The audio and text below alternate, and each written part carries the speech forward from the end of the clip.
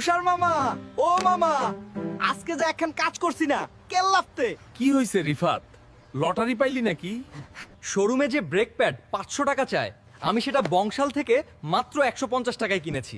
দেখতে একদম হুবহু এক। মালটা দেখতে দে তো। কিন্তু এটা কি তুই বাইকে লাগাবি নাকি 150 টাকায় নিজের জীবন বিক্রি করবি? সিদ্ধান্ত নিয়েছিস? আরে সামনে ব্রেক করতে হবে।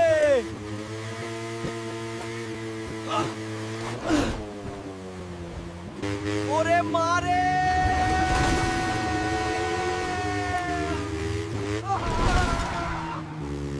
আমার কোমর গেল রে। 150 টাকার ব্রেক আমাকে ডুবাইলো রে। কি রে মামা, চোখের সামনে সিনারি ভাইসা উঠলো নাকি? মামা, ভয় দেখাইয়েন না, কিন্তু এই মাল দেখতে তো একই রকম। সমস্যাটা কোথায়? শোন রিফাত, সমস্যা 3 জায়গায়। 1, ম্যাটেরিয়াল, যা গরমে গলে যায় না। 2, ফিটিং, যা ভাইব্রেশন করে না। আর 3, টেকসই। তোর এই সস্তাটা 1 মাস টিকবে, 6 মাসে 900 টাকা, আর অরিজিনাল 500 টাকা 6 মাস যাবে। লাভ কার হইলো? ওরে আল্লাহ, ভাবছিলাম টাকা বাঁচাইলাম, এখন তো দেখি উল্টা লস। আর কোনোদিন সস্তা জিনিসের ধারে কাছেও যাব না মামা, আজই অরিজিনালটা লাগাবো। মনে রাখবি মামু, বাইক তোর জীবনের বাহন। নকল পার্টস মানেই অ্যাক্সিডেন্টের আসল কারণ। গুড বয়, চল চা খাই, বিল কিন্তু তুই দিবি, কারণ ফিউচারের অনেক টাকা বাঁচাইলি। ধুর মামা, চা তো, চলেন।